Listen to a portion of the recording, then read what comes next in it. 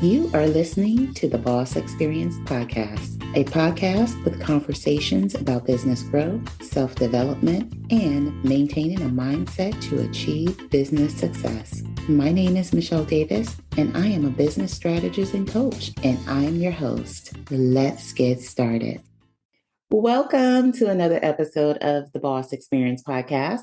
My name is Michelle Davis, and I'm your host. And I'm so excited to be here with LaQuita Monley, who is my special guest for today. And today's topic is the importance of identity. And if you're seeing LaQuita for the first time, she's an entrepreneur, she's a speaker, she's an author, and she's a fellow podcaster. So I'm super excited for her to share her expertise and her input on what it means to have your own identity and the importance of it when you're building a business. So anyone that's been following me for any length of time knows that entrepreneurship is a second career for me. So coming from a career and coming into entrepreneurship, I had no idea who I was. And, I was so completely engrossed in my career. I didn't know who I was as a person. I was whatever job title I held. You can easily lose your identity, and that's just your job. When you add on layers like mom, wife, and all those other titles that we get throughout our life, it gets even more complicated. And sometimes you got to navigate yourself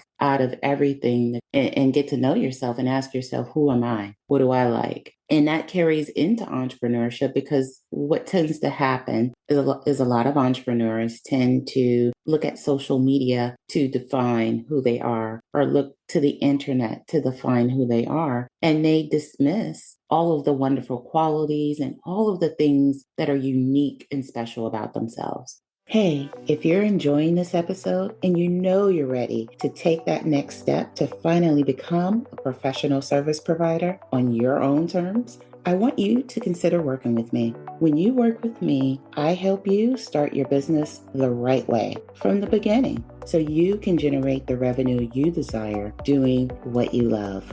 So head over to CEOBlueprintAcademy.com. That's CEOBlueprintAcademy.com to check out the ways you can work with me to get set up for business success right from the start. That's CEOBlueprintAcademy.com. Okay, back to the show. So we're going to, talk about all of that today. And so, let's talk about the identity crisis our fellow female entrepreneurs are having.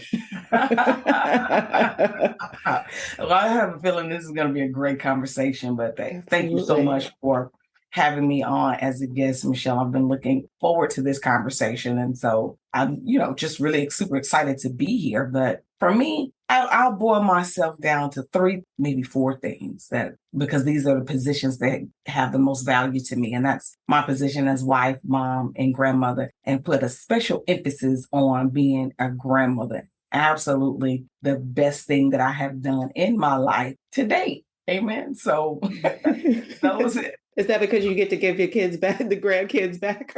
Yeah. No, I'm just kidding. Yes. They're returnable. They're cute. They're cuddly. Sometimes they smell bad, but they are returnable.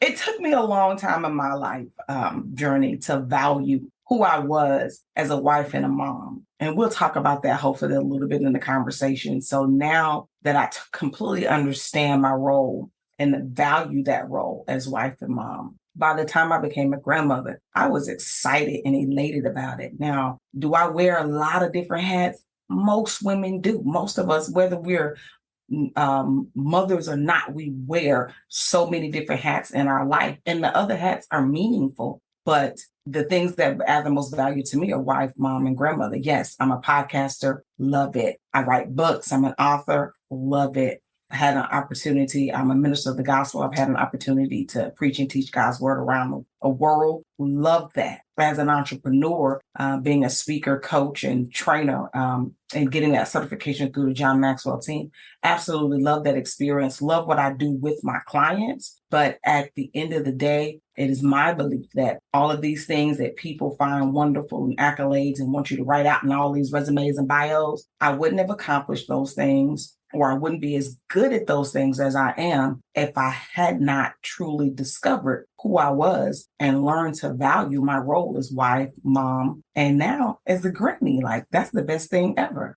And, there's so many layers to us. And I really think when you think about, that how important it is, to understand who you are, especially when you're starting a business, because it's so easy to kind of hop into the wrong thing. Yes. And the thing you don't want to do is to create another job for yourself. Correct. You want to create a business that you can grow and scale to the point where it doesn't require your presence in every single aspect of it to operate. Yeah. So what do you think is behind the identity crisis for some of our fellow female entrepreneurs? And, honestly, I think what is behind the identity crisis for humans in general is other humans. I mean, we have a tendency, and what I mean by that is, for example, for us as women and as entrepreneurs, just it doesn't matter your race, your ethnicity, your creed, your religion, your anything. There are just unspoken and expectations according to gender that people have for one another. And whether they're forced upon you, gently urged upon you, something about our culture, even though we're a lot better now than where you used to be, there's still those unspoken things that we try to achieve. And we want to, be the very best at what we're perceived to supposed to be doing, right? And when we mix that in and not knowing who we are and believing that achieving those things that the culture has deemed what success should look like or what your identity is, you never know your identity because you never realize you need to figure it out. True. Yeah. It's that you said something really key in the opening. Like, most people, when we say, okay, what do I want to be when I grow up? You make that determination, you work hard, and you move in that direction. Sometimes we may or may not change our mind about what we want, but whatever we end up adulting and doing as a career or even as an entrepreneurial endeavor, we dive so far off in it that it becomes our identity. Mm-hmm. And we eventually hit that proverbial brick wall. And you're left saying, what am I doing? Why am I doing it? I could be making 6, 7, 8 figures, and I'm just unhappy and I don't know why. And at the bottom of everything is, who are you? And what have you been called to do? What type of impact have you been created to land on this planet? What is your purpose? And unfortunately, a lot of people don't really get the answers to that question or don't make it to a space in life where they ask it.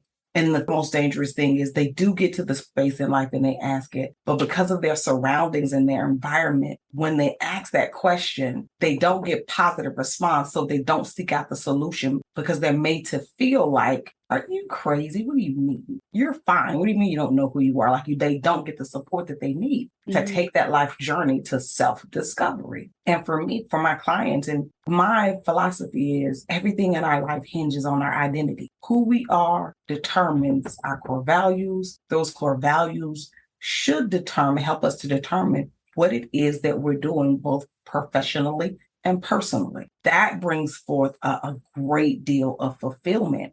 And it is the motivator and it's your why. In the entrepreneurial spaces, we always talk about, hey, what's your why? What's your why? But how can that person give you that true why if they don't know who they are? Right. And that why, what they say, it needs to go 7 layers deep. It just can't be this surface. Can be surface. Right. Yeah.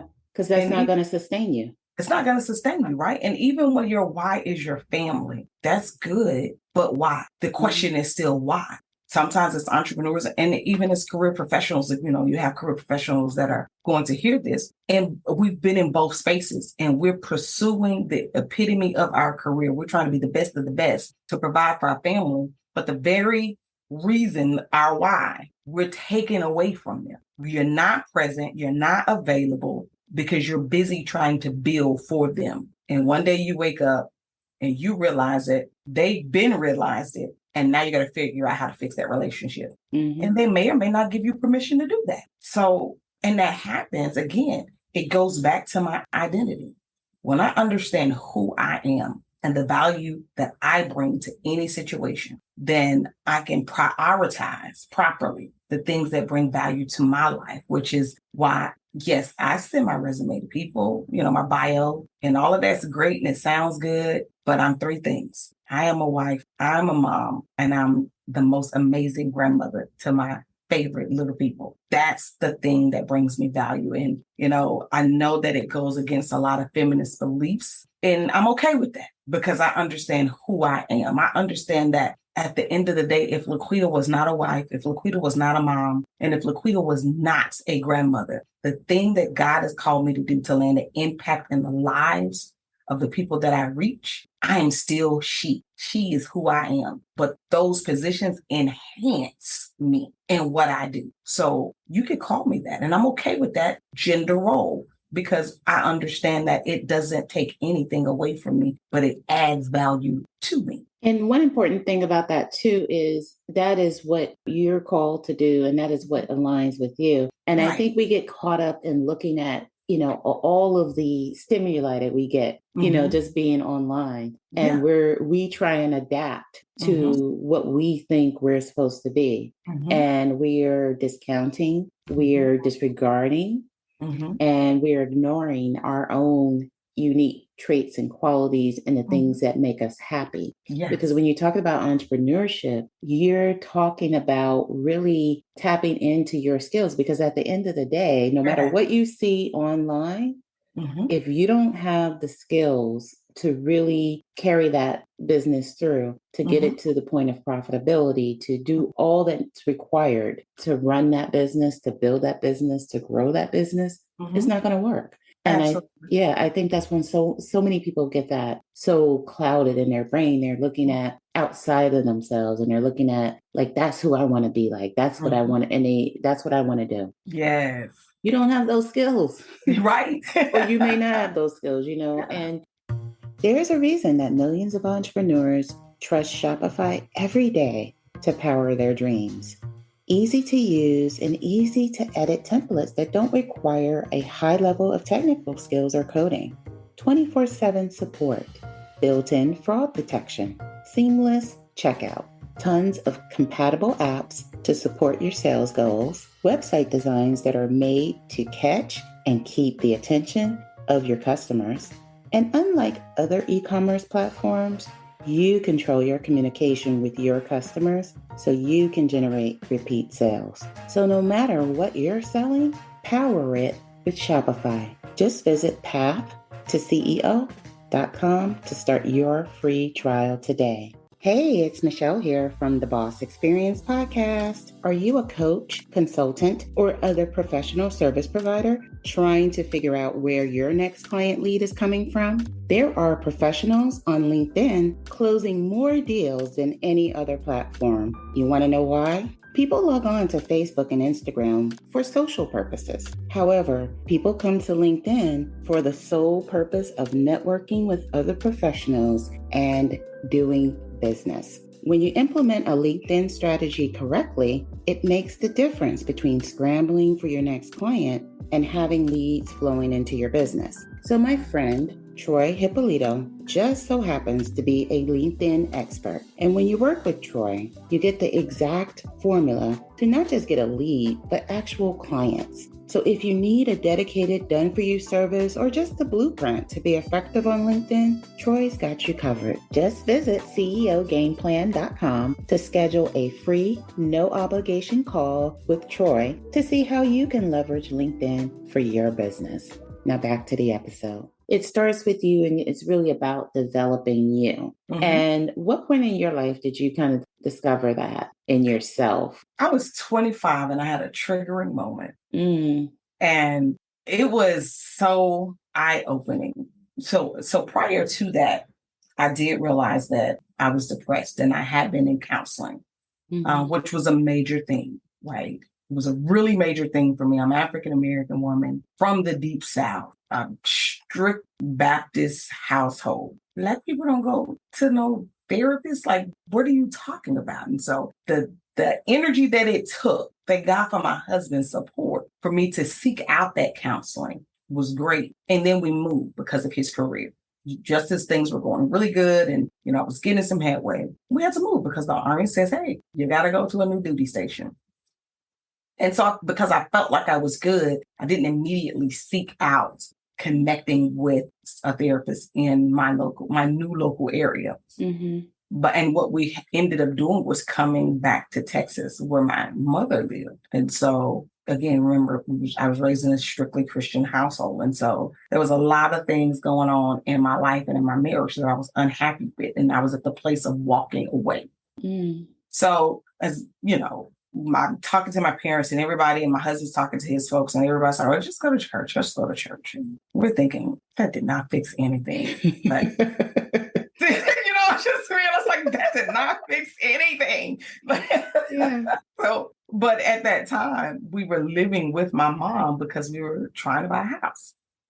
And so you go because you don't want to hear that, right? Like we go, and I'm coming out of service on this particular occasion, and a delightful soul. She is a delight. I have to say that she is a delight. She didn't mean any harm. And she goes, hey, Sister Kim's daughter. She was trying to get my attention. I snapped. And afterwards, I was on my way home. She was very apologetic. I to this day, I don't even know. Well, if she's read my book, she now knows like why I did that. But I didn't ever come back and give her any clarity on why I did that. But she was very apologetic and had probably no clue why she was apologizing and what she did to make me so angry. But it was in that moment that I was upset because she didn't call me by my name. And all of these floods of emotions came in because in every aspect of my life at that point, because I did not value. As a matter of fact, and not only did I not value it, I belittled it, my role as a wife and a mom.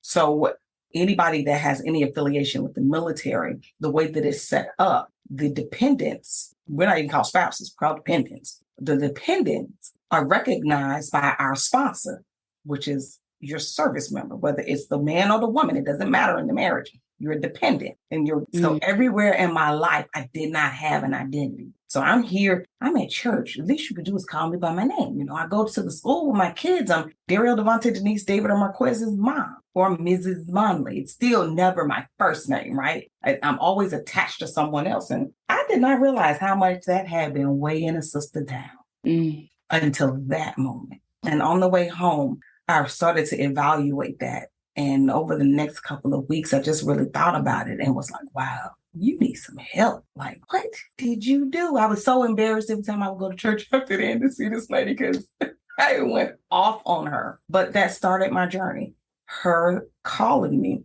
Sister Kim's daughter. My mom is a delight. The lady didn't mean any harm, but my mother is Kim.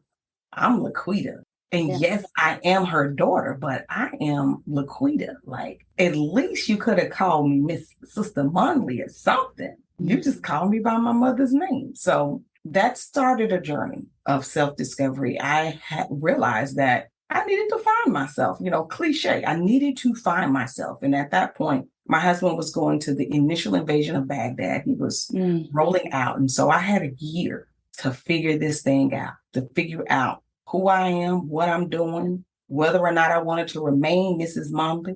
And I had a lot to work out in that year. And by God's grace, I did. I made some good headway, but it took a lot of work. And it helped me to identify things that I had been doing up until that point, simply to satisfy other people's expectations of me.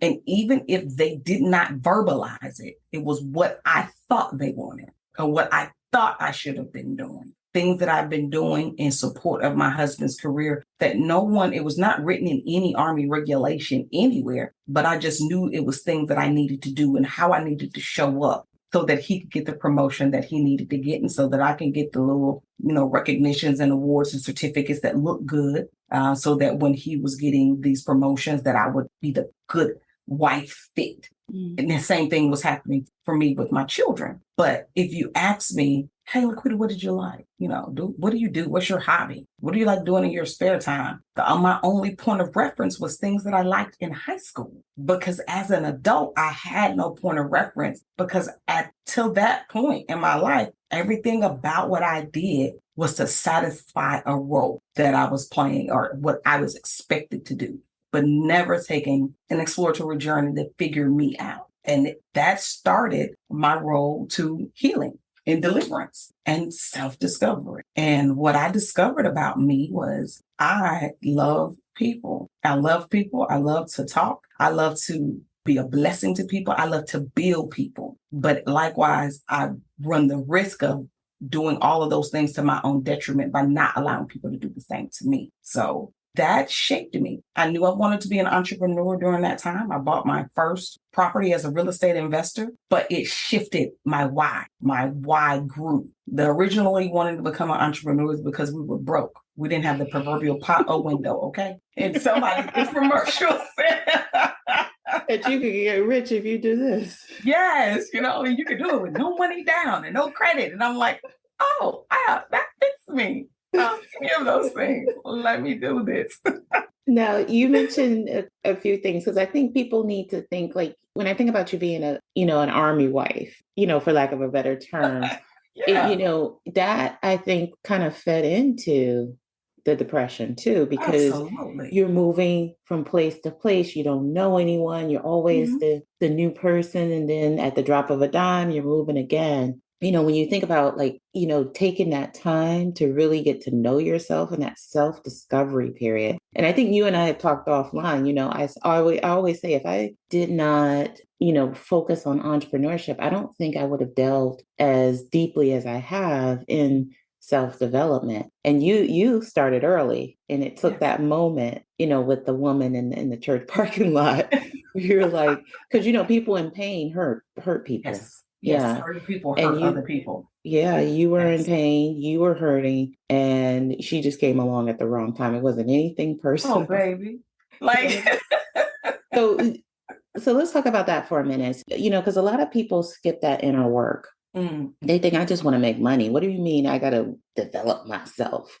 Like, what do I need to develop myself for? And they think, I just want to make money. I'm an entrepreneur. I don't need to develop anything. So I have a two-part question. One is, what would you say to that statement? I don't need to develop anything. And the other part is, what was the key factor in your own healing journey when you think about where you were then and whether or not you had the potential to be the entrepreneur that you are today, had you not done any of that work? Wow. So to a person that thinks they don't need development, personal development, I would tell them you're wrong. Like, studies have shown, pick one.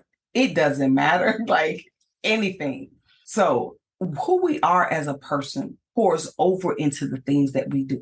You made a really good example. Hurting people hurt other people. I can possess an amazing skill set at what I do as, say, an accountant. But now I want to start my own CPA firm, or I want to become a partner in the firm that I'm in. I'm an amazing accountant, but in order to become a partner in the firm that I am in, because my eye is I'm going to start my own one day, that means I have to know how to work with people. But because I don't know who I am and I'm not working on personal development, I've just been working on skill set development, I lack a key component of emotional intelligence. And I cannot figure out why people just don't want to work with me or for me. Even though I'm the smartest person on this team, I am the best accountant on this team, hands down. Nobody refutes that. It's because you lack personal development. And emotional intelligence is just one piece of that.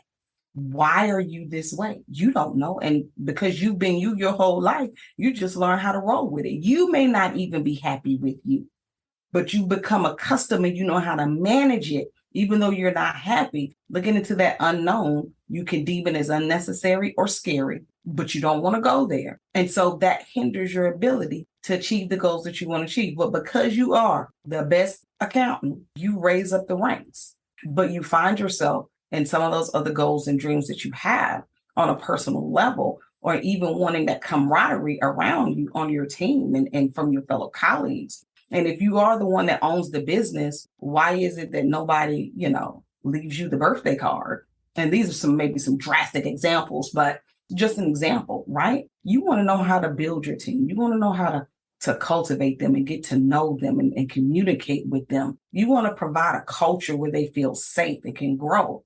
Well, that's going to require you to grow on a deeply personal level and address some things within yourself that need to be addressed so that now I can have the perception I need to be able to recognize it in other people. Or even if it says, if I can't recognize it or recognize the fact that these are some things I might need to do to implement to build my team. Personal development should be woven into every single thing we do as entrepreneurs, as leaders. We have a personal responsibility to be the very best versions of ourselves so that we can show up the way that we need to show up, yes, in our personal life, but also in our professional life. We always need to be able to show up the way we need to be and be strong enough in your own identity that even in your points of vulnerability, you're okay with the transparency because you can use it as a teaching moment. But when I lack personal development, things like that, I won't do. I won't even consider. I'll consider it a weakness. Yeah. And you have people that are walking around with so much in them. They're holding on to so much. They're holding on to, the fear. They're holding on, to things that everything that and everyone that hurt them. They're holding on to like all this baggage. And they're walking around like, how come I can't be successful? How come this isn't working out for me? How come, everybody leaves me? And they're not understanding that they need to look within and they need to do the work. So, you definitely couldn't have been the same entrepreneur you are today had you not done that inner work. No. Yeah. Tell us about your book. Tell us about this book. So thank you for asking. So my book is called Redefining Success, 8 Tools that I've used to develop a growth mindset. And with the book, the basis of the book is, again, the power of identity. Everything in our life that we do personally and professionally hinges on our knowledge of our identity and our acceptance of it. Like, this is who I am. And I love me 1000%. And how that begins to flow through and impact other areas of our life. And I share 8 tools, things that I've learned across my life's journey that help me to begin to develop a growth mindset and to maintain a growth mindset. And the book is written not just for entrepreneurs, be honest. Entrepreneurs, yay, get the book. It'll bless your life. But even if you're not, you're still going to be blessed. You're still going to be blessed because, honestly, I know, probably you've seen it too in your practice, that a lot of people who seek out entrepreneurship actually have no identity and they're just seeking something to give validation. And I've had a lot of people come to me and we're working through and by session 3, they realize I really did not I don't want to do this. I just need to prove my worth and my value and show I can be successful. Well, who told you that that's what success means? When I understand my identity, then I define what success means to me, not other people. And I'm, again, 1000% okay with my definition of success. And I understand that as I grow, my definition of success grows and changes and shifts with me. But it's mine. I have the right to do that. And I'm unapologetic about it. And that's really like what I want the reader to take away from that book. So how long did it take you to write the book? Oh, Father God. I first got the idea to write the book in 2010, but I had a lot of life to live still, get the idea to write the book and I break out the laptop in one evening and I'm sitting there and I'm typing and I'm writing and it kind of just went. And I realized along the way that my story was still in the making. So it wasn't the time. It wasn't the time. I knew that I needed to, but it wasn't the time. And my story was still in the making because I was still a hurt person. I still had some unresolved issues, some unmet needs. But that victory. I was just going to say, we have to applaud ourselves because when you do that inner work, it takes a lot of courage. When we take the time and we go through whatever it is that does it for us, for some people, it may be church. For others, it may be, therapy or, when we take that time to really and truly develop ourselves, it takes a lot of courage because number one, we have to admit, that not that we're broken, but that we need help. We just need help. And instead, we think, oh, I'm not broke. I'm strong. I can overcome. I can do this. But if you don't do the inner work, you won't be able to achieve the success that you want. not in a that you way were that's looking going to for. help you to continue to grow and build.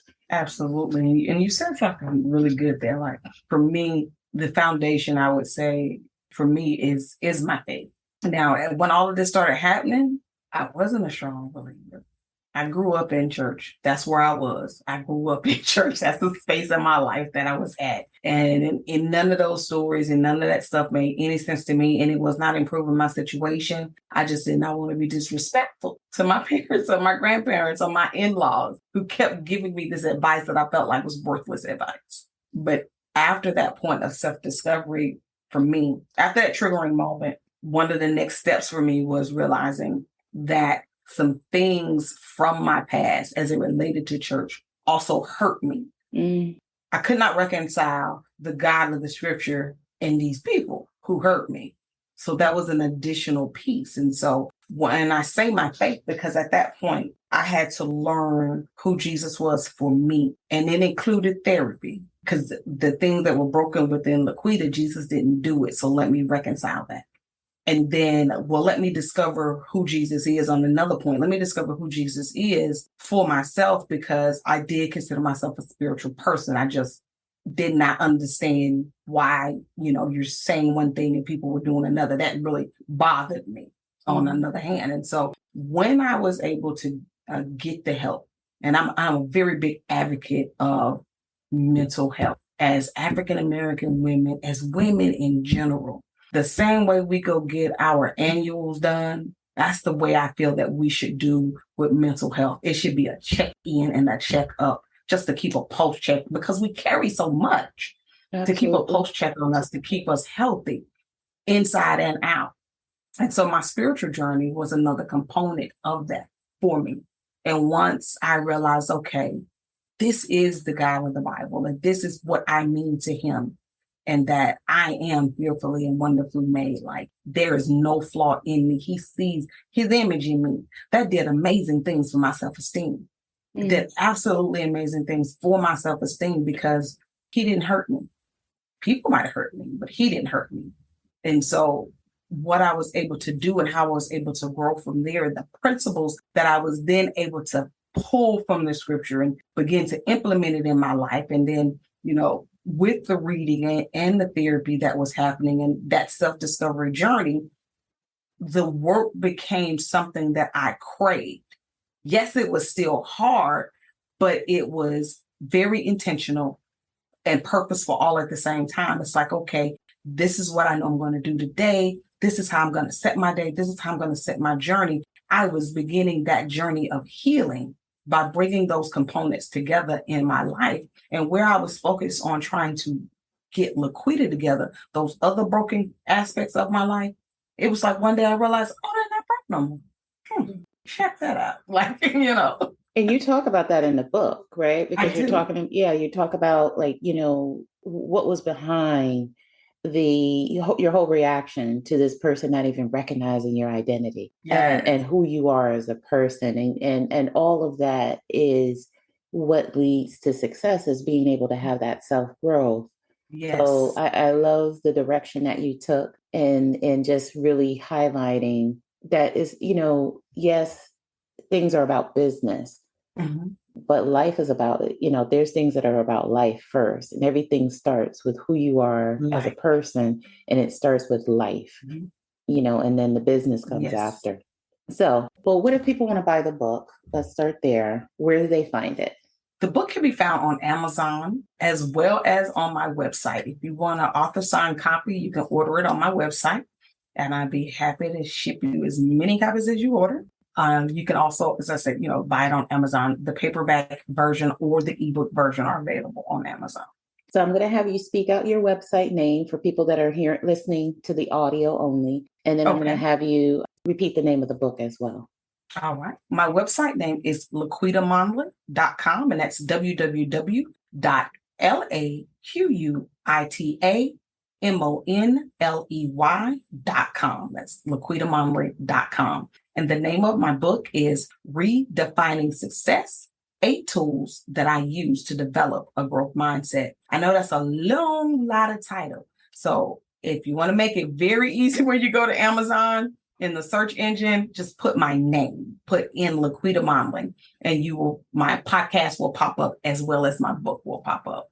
Awesome. And so as we close out this particular episode, I want you to give some final words, and I want you to kind of sum it up in kind of a simple phrase for people, something for them to take away, because we covered a lot in this episode. It was a very, I think a very good, heartfelt discussion about what it means to have identity and how important it is. So when you think about what the boss experience, what does it mean to you? What the boss experience means to me is my ability to control my life. Meaning when I am living my life according to the boss experience, the things that I prioritize and put value on, I'm able to make those front and center, and everything else that I do have to work around it. It's having that elusive work-life balance where my work has to work around my personal life instead of my personal life having to work around my work. That's the boss experience, where what I value comes first. Well said. Yes. Because we live our lives like our personal life is secondary. Mm-hmm. And I think that's the way society is encouraged. That's the way society encourages us to be. And we wonder why we've fallen apart. Yeah. And that's from entrepreneurship to C-suite individual. Very few companies encourage family first. It may be in their ethos, but that's not what you get when you're working there. It may be in their mission and their vision, but that's not what's encouraged when you get there. But that is the true boss experience.